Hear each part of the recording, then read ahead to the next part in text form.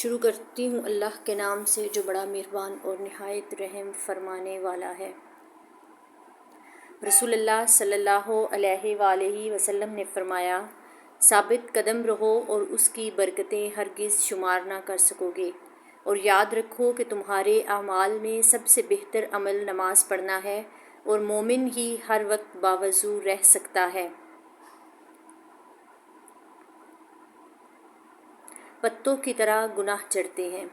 حضرت سیدنا ابو ذر رضی اللہ تعالیٰ عنہ فرماتے ہیں کہ ایک مرتبہ رسول اللہ صلی اللہ علیہ وآلہ وسلم موسم سرما میں باہر تشریف لائے، جبکہ درختوں کے پتے جھڑ رہے تھے۔ آپ نے ایک درخت کی 2 ٹہنیوں کو پکڑ کر اس کے پتے جھاڑتے ہوئے ارشاد فرمایا، اے ابو ذر، میں نے عرض کی، یا رسول اللہ صلی اللہ علیہ وآلہ وسلم، میں حاضر ہوں۔ فرمایا، بے شک جب کوئی مسلمان اللہ عز و جل کی رضا کے لیے نماز پڑھتا ہے تو اس کے گناہ ایسے جھڑتے ہیں جیسے اس درخت کے پتے جھڑ رہے ہیں۔ رسول اللہ صلی اللہ علیہ وآلہ وسلم نے فرمایا، اللہ عز و جل نے 5 نمازیں فرض فرمائی ہیں، جو ان کے لیے بہتر طریقے سے وضو کرے اور انہیں ان کے وقت میں ادا کرے اور اس کے رکوع و سجود خشوع کے ساتھ ادا کرے، اللہ عز و جل کے ذمہ کرم پر ہے کہ اس کی مغفرت فرما دے، اور جو انہیں ادا نہیں کرے گا تو اللہ عز و جل کے ذمہ اس کے لیے کچھ بھی نہیں، اسے معاف فرما دے اور چاہے عذاب دے۔ حضرت سیدنا سہیل بن سعد رضی اللہ تعالیٰ عنہ سے مروی ہے کہ رسول اللہ صلی اللہ علیہ وآلہ وسلم نے فرمایا، بے شک جنت میں ایک دروازہ ہے جس کا نام ریان ہے، قیامت کے دن اس دروازے سے صرف روزہ دار ہی داخل ہوں گے، ان کے سوا کوئی داخل نہ ہو سکے گا۔ کہا جائے گا کہ روزے دار کہاں ہیں؟ تو وہ اس سے داخل ہوں گے۔ جب دوسرے لوگ اس میں داخل ہونے کی کوشش کریں گے تو یہ دروازہ بند ہو جائے گا اور وہ اس میں داخل نہ ہو سکیں گے۔ روزے جیسا کوئی عمل نہیں۔ حضرت سیدنا ابو امامہ رضی اللہ تعالیٰ عنہ فرماتے ہیں، میں نے عرض کی، یا رسول اللہ صلی اللہ علیہ وآلہ وسلم، مجھے کوئی عمل بتائیے۔ ارشاد فرمایا، روزے رکھا کرو، کیونکہ اس جیسا عمل کوئی نہیں۔ میں نے پھر عرض کی، مجھے کوئی اور عمل بتائیے۔ فرمایا، روزے رکھا کرو، کیونکہ اس جیسا کوئی عمل نہیں۔ میں نے پھر عرض کی، مجھے کوئی عمل بتائیے۔ فرمایا، روزے رکھا کرو، کیونکہ اس جیسی کوئی مثل نہیں۔ حضرت سیدنا ابو ہریرہ رضی اللہ تعالیٰ عنہ فرماتے ہیں کہ ایک اعرابی نے بارگاہ رسالت میں حاضر ہو کر عرض کی، یا رسول اللہ صلی اللہ علیہ وآلہ وسلم، مجھے ایسا عمل بتائیے جسے کر کے میں جنت میں داخل ہو جاؤں۔ فرمایا،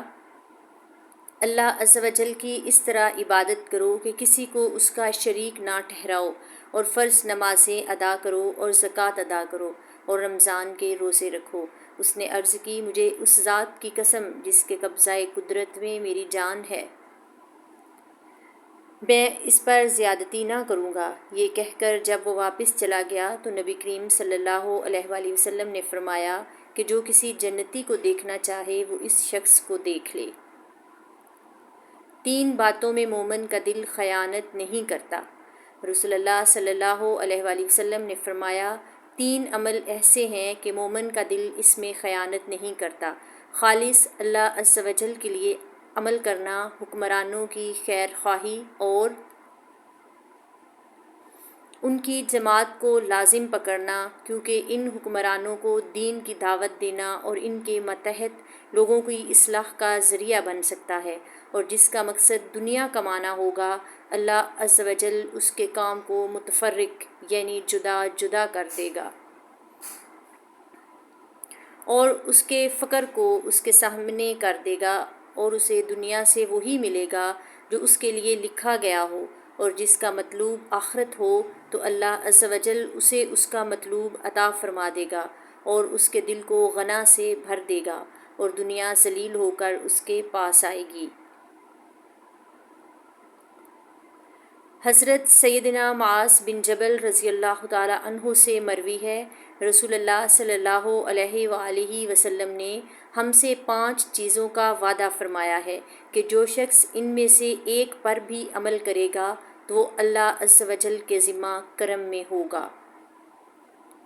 جو مریض کی عیادت کرے، جنازے کے ساتھ چلے، اللہ عز و جل کی راہ میں جہاد کے لیے نکلے، حاکم اسلام کے پاس آئے اور نیک اور جائز باتوں میں اس کی اطاعت کرے، اپنے گھر میں اس لیے بیٹھا رہے کہ وہ لوگوں سے اور لوگ اس سے محفوظ رہیں۔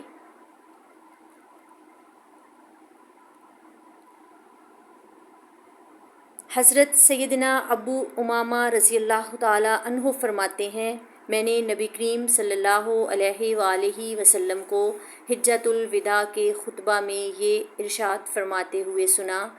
اپنے رب عز و جل سے ڈرو، اپنی 5 نمازیں پڑھو اور اپنے رمضان کے روزے رکھو، اپنے اموال کی زکوٰۃ دو اور اپنے حکمرانوں کی اطاعت کرو، تم اپنے رب عز و جل کی جنت میں داخل ہو جاؤ گے۔ دین کا بہترین عمل۔ نبی کریم رؤوف رحیم صلی اللہ علیہ وآلہ وسلم نے فرمایا، علم کی فضیلت عبادت کی فضیلت سے بڑھ کر ہے اور تمہارے دین کا بہترین عمل تقویٰ پرہیزگاری ہے۔ حضور صلی اللہ علیہ وآلہ وسلم سے لوگوں کو کثرت سے جنت میں داخل کرنے والے عمل کے بارے میں سوال کیا گیا تو فرمایا، اللہ عز و جل سے ڈرنا اور حسن اخلاق۔